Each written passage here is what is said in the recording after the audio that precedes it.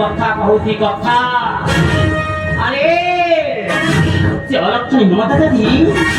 এই ভাবত মা উপরে চড়িকি কথা কহিবা আরম্ভ করে সারিলানি যেতেবেলে তাহলে মতে ঘরু বাহার করিବାକୁ ତାକୁ କେତେ ସମୟ ଲାଗିପାରେ ଆରେ ନା ଲୋ ନା ନା ନାଇଁ ମୁଁ ଏହା କେବେଲେ ହବାକୁ ଦେବିନି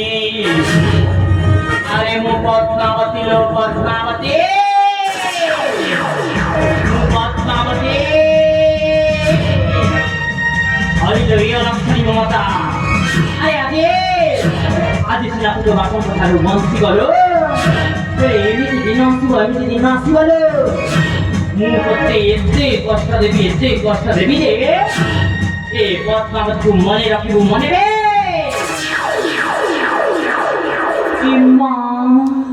ମୁଁ ମରି ଯାଉ ଖାଇଲ ମା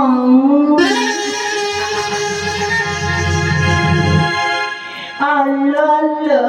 କି କଥା ଘଟିଲା ମା